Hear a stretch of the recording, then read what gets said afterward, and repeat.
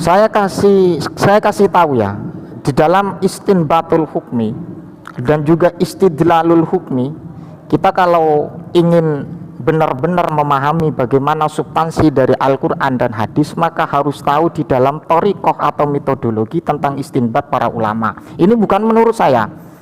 Yang pertama adalah, kalau kita memahami min haitsul kalimah dalam masalah persoalan musofaha atau al-masu an-nazor, yang mana hukumnya sudah ada yang diterapkan oleh pakar fikih, kita harus tahu kalau kita berbicara tentang konteks syariah, ada berbicara tentang kajian uruf, ada tentang kajian luwah. Yang perlu kita kritisi dan perlu kita gubris bersama adalah ketika berbahasa al-masu. Al-masu itu, bagaimana konsep al-masu itu yang sebenarnya? Maka al-masu, ketika Anda cermat dalam bahasa fikih, adalah talaqil basyarotain, bertemunya dua kulit. Lah, ini persoalan juga di dalam memahami teks daripada al-masu, sehingga dari kalangan Syafi'iyah yahrumu atau tahrumu an-nadhar wal masu, akan tetapi diberikan tafri' atau diberikan cabang hukum bahwa tajuzu al-musafahatu bihailin yamna'u al-massa al-mubashir. Jadi dalam konteks al-masu ini jangan ditelan mentah-mentah. Kalau kita ingin memahami thoriqatul istidlal para ulama yang menghukumi masalah kaitan musafah al-masu dan nadhar. Bersalaman yang bukan mahram. Iya kan, hari-hari ini kan lagi viral itu. Kalau musafah Musafah dengan seorang perempuan yang dilakukan oleh kiai dan kemudian menjadi polemik atau problem yang lagi viral di media sosial, sehingga ada sesuatu yang bersifat tabayun dan kemudian permohonan maaf kayak gitu loh.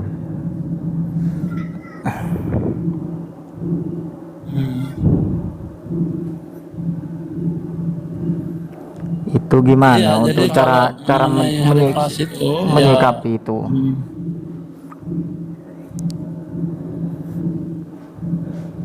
Ya, yang jelas kalau sudah disampaikan kebenaran dengan cara yang benar, ya insya Allah benar. Jadi walaupun kebenaran kalau disampaikan dengan cara yang salah, tapi kan kebanyakan orang itu dia menganggap bahwa prasnya yang salah gitu. Salah maksudnya entah itu salah hukumnya begitu, sebenarnya tidak. Kalau hukumnya salah tidak mungkin ya? Itu caranya. Oh, berarti hari pras itu benar tapi caranya itu yang salah. Iya, kalau dia mengatakan bahwa tidak pernah dicontohkan oleh Rasulullah Sallallahu Alaihi Wasallam, Rasulullah tidak pernah menjabat dengan seorang wanita yang bukan mahram. Hadis dari Aisyah radhiyallahu anha. Sekalipun ada hailnya kayak gitu ya. Dilakukan oleh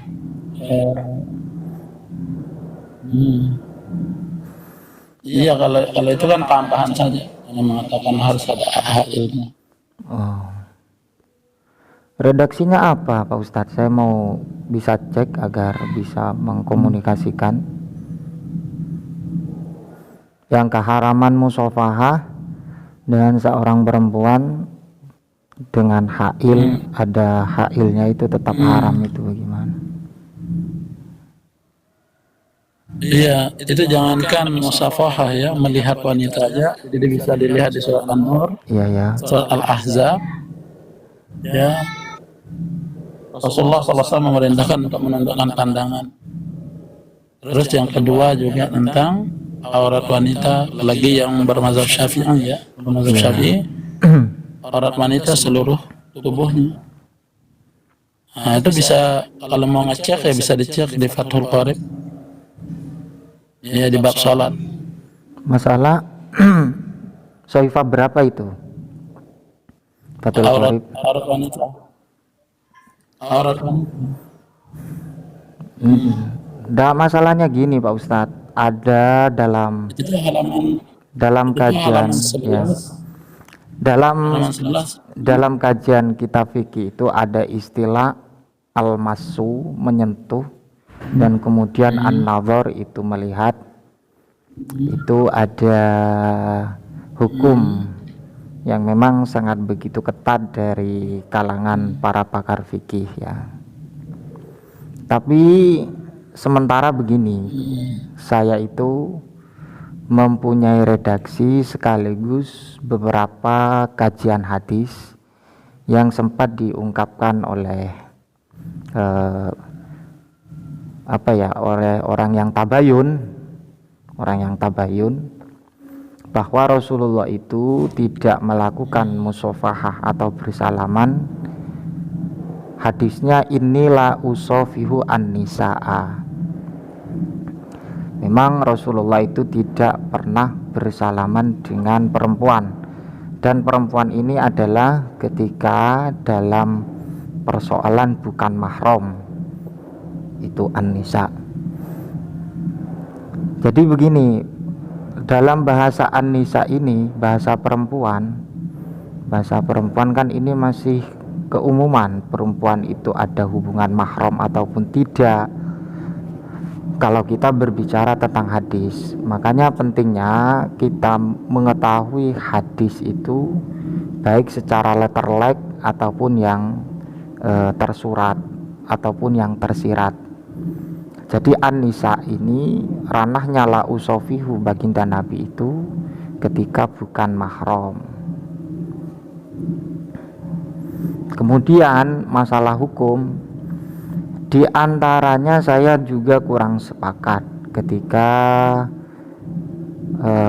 Mas Hari Pras itu dikatakan benar. Secara prinsip saya tidak sepakat. Dikarenakan apa?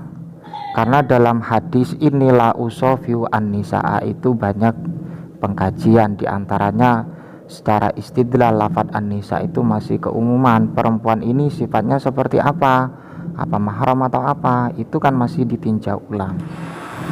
Dan kemudian masalahnya itu gini, ya, saya potong dikit. ya, Masalahnya lanjut, sederhana. ya.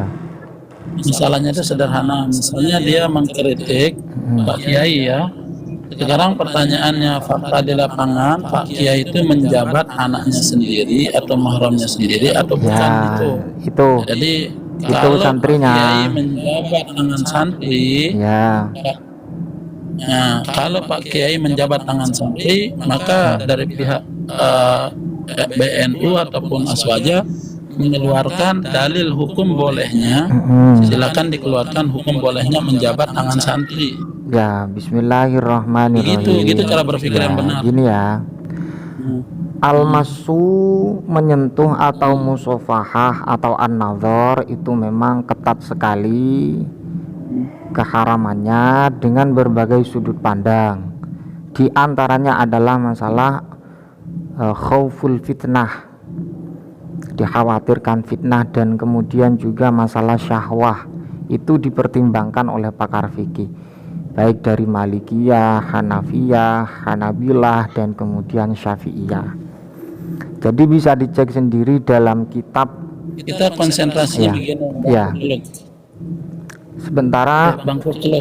Itu konsentrasi. Misal bangku Syafi'iyah. Ya. Saya bacakan dulu redaksinya ya, agar tidak terjadi hal-hal yang kurang enak. Wa tahrumu musafahatul mar'ati. Jadi ketika kita mengomentari orang, ya. Wa tahrumu musafahatul mar'ati, haram bersalaman dengan seorang perempuan. Liqaulihi sallallahu alaihi wasallam, berdasarkan hadis Nabi, ini la usofihu an-nisa'a, saya tidak pernah bersalaman dengan perempuan. Lakinil jumhuru ghairu syafi'iyati ajazu musafahatal ajuzi allati la tushtaha wa massu yadiha lin aidami khaufil fitnah.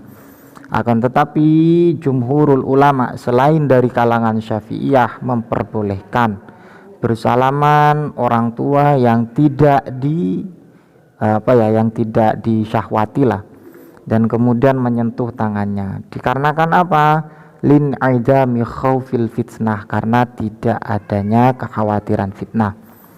Terus kemudian waqala al-Hanabilah kariha Ahmad musafahatan nisa, dan kemudian al-Imam Hanabilah bahwa Imam Ahmad itu tidak suka atau memakruhkan musafahah, bersalaman dengan perempuan, wasyaddada ayudon hatta limukhrimin, dan juga bertasyaddud atau memperberat hukum ini sampai kepada muhrim. Wa harrama asy-Syafi'iyatu al-massa wan nadhara lil mar'ati mutlaqan, dari kalangan Syafi'iyah mengharamkan menyentuh dan juga melihat perempuan secara mutlak, walau kanatil mar'atu ajuzan, sekalipun perempuan tersebut sudah tua, latustaha, tidak tidak bisa menimbulkan syahwat. Wa tajuzu, dan boleh al musafahatu, bersalaman dengan perempuan, bihailin, dengan penghalang, yamna'u al massa al mubashiro, yang mana penghalang tersebut bisa mencegah untuk menyentuh secara langsung. Ini hukumnya diperbolehkan menurut pandangan ulama Syafi'iyah ketika ada hail. Begitu pula dalam kitab Fathul Qorib. Fathul Qorib itu mempunyai syarah namanya Al-Bajuri, dan kemudian juga mempunyai syarah kitab Qutul Habib atau yang dikenal Tausyihun ala Fathil Qorib karya Al-Imam An-Nawawi Banten. Itu sama juga bahwa dalam masalah al-musafahah atau al-massu, ketika wujudul hail, ketika ada penghalang, maka itu diperbolehkan. Tidak menutup kemungkinan pendapat para ulama yang lain seperti Hanabilah, Malikiyah, dan kemudian dari Hanafiyah. Jadi seperti itu. Jadi dalam masalah musafahah itu banyak kerangka dan sudut pandang hukum yang sangat beda di antara pakar fikih, sehingga saya kurang sepakat ketika ada seseorang menyatakan bahwa musafahah yang seperti itu wujudul hail dikatakan itu melanggar karena Rasulullah Shallallahu Alaihi Wasallam tidak melakukan itu. Saya amati dalam masalah hadis inilah usofiu an-nisa dalam kitab Faidul Qadir, itu dijelaskan bahwa la amassu yadan nisa'i, bahwa di sini adalah al-masu, masu itu ada yang mubashir, ada yang tidak mubashir. Wa hadza qalahu li Umaymah binti Raqiqah. Jadi seperti itu. Jadi saya tidak sepakat ketika ranahnya perkhilafan. Jadi seperti itu. Apa yang menjadi persoalan tentang masalah kajian-kajian kitab yang berangkatnya hadis dipahami secara lahiriah atau secara letterlek. Wow, musafahah yang seperti itu, bersalaman seperti itu dilarang oleh Rasulullah karena Rasulullah tidak melakukan hal yang seperti itu. Itu menurut pandangan saya. Jadi gimana?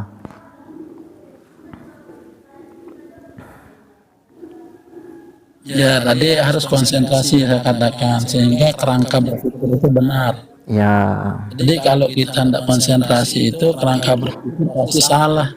Ya. Ya kan ini mengomentari Harry Fras. Ya. Tadi memang saya lihat klarifikasinya Harry Fras yang saya lihat ya. Nah, jadi klarifikasi Harry Fras itu dia menyampaikan itu saja. Yang dia sampaikan Harry Fras, ya Nabi SAW tidak pernah melakukan apa yang dilakukan oleh Pak Yai itu. Ya Pak Yai yang menjabat tangan santrinya.